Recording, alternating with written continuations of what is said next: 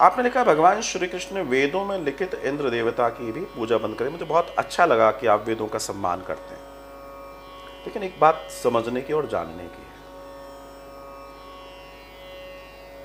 सतयुग की पूजाएं, त्रेता की पूजाएं, द्वापर की पूजाएं और कलयुग की पूजाओं में अंतर है। यह भी वेद में वर्णित है, हमारे उपनिषदों में वर्णित है। क्या कहा भगवान श्री कृष्ण ने? भगवान श्री कृष्ण ने आज से लगभग 5000 वर्ष पूर्व ब्रजवासियों से कहा कि जिस इंद्र को तुम पूज रहे हो, क्यों पूज रहे हो? बोला साहब हमारे पूर्वज पूजते आए, या लाने पूज रहे हैं लाला।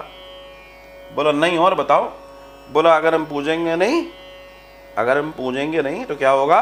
तो वो बाढ़ ला देगा या सूखा कर देगा, उसके हाथ में तो बड़ी चीजें हैं, और या लाने हम पूज रहे हैं। तो भगवान ने कहा इसका मतलब तुम भय से पूज रहे हो? Try to get my point.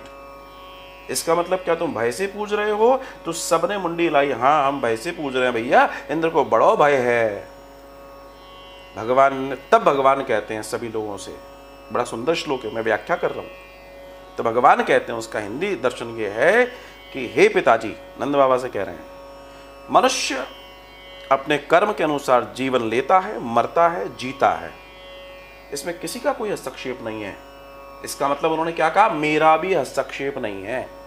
साक्षात योगेश्वर श्री कृष्ण कह रहे हैं किसी का हस्तक्षेप नहीं है। और ये जो बारिश करना, ये सारा कार्य, ये इंद्र का कर्म है। आप पूजा करें या नहीं करें, इंद्र को कोई वो नहीं है, और इससे भयग्रस्त होने की जरूरत नहीं है।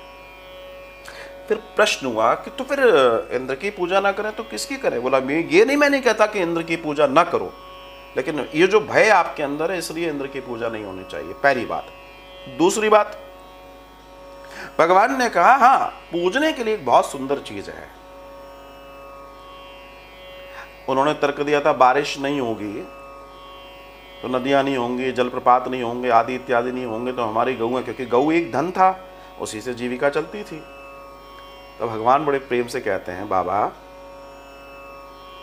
मैं आपको श्री गोवर्धन जी से जोड़ना चाहता हूं। गोवर्धन मतलब कौन? पर्वत।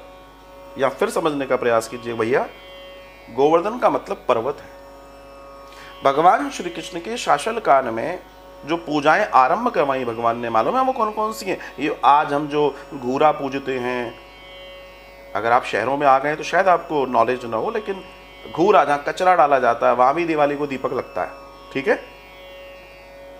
नदी पूजना, पहाड़ पूजना, पर्वत पूजना, पेड़ पूजना, तालाब पूजना, मिट्टी पूजना, जल पूजना, भूमि पूजना, आकाश पूजना, सूर्य पूजना, चंद्र पूजना, किसने सिखाया? ये बिसर चुकी थी चीजें, भगवान श्री कृष्ण ने इनको रीस्टार्ट करवाया। क्यों? बाबा प्रकृति, अब पर्वत को क्यों पूजने की बात कर रहे हैं? आप सोचिए, अगर आपकी उम्र लगभग 50 के आसपास है तो आप देखिएगा आपके आसपास बहुत जंगल था, लेकिन आज कंक्रीट के जंगल हैं। आपके पिताजी से पूछेंगे तो वो बताएंगे जंगल ही जंगल था। तो आज से 5000 वर्ष पूर्व कितना जंगल रहा होगा? सोचिए, विचार कीजिए। लेकिन तब श्री कृष्ण जानते थे कि आज अगर मैंने ये स्टार्ट नहीं करवाया तो आने वाले समय में लोग पीपल काटेंगे। आज मैं आपसे कह दूं पीपल काट दीजिए, 99% लोग कहेंगे सॉरी हम हाथ नहीं लगाएंगे पीपल को। क्यों? पीपल को काटने से अनर्थ हो जाएगा। बहुत सही किया जिन्होंने भी किया, क्योंकि उन्होंने कहा हमने बचपन से सुना पीपल पे भूत रहता है, सबने सुना पीपल पे भूत रहता है। क्यों? क्योंकि अंग्रेजी व्यवस्था 1880 में जब मैकाले ने अपना षड्यंत्र शुरू किया, तब इस भारत के अंदर मैक्सिमम लोग ज्ञानी थे, पढ़े लिखे थे, and that was the main issue. जो वो बोलता है लंदन में जाकर, साहब जब तक इनके गुरुकुल समाप्त नहीं किए जाएंगे तब तक इनके ऊपर राज्य किया नहीं जा सकता। इनको पहले अनकल्चर्ड, इनको मतलब अज्ञानी बनाना पड़ेगा। अब लोग अज्ञानी हो गए। लेकिन पीपल क्या है? 100% ऑक्सीजन देता है। बड़ क्या है? 80% ऑक्सीजन देता है। नीम क्या है? 75% ऑक्सीजन देता है। अगर पीपल का पेड़ कट गया तो समझ लीजिए धरा डमाडोल हो जाएगी। तो उन्होंने कहा लोग ऐसे तो मानेंगे ना, इनको क्या समझा, या मैं देवता है या मैं भूत है, तो कई बार भय बिन होत न प्रीत। तो उन्होंने कहा, तो सबने कहा नहीं पीपल देवता जय जय। जबकि पीपल में कौन रहता है, पीपल में तो देवताओं का वास है।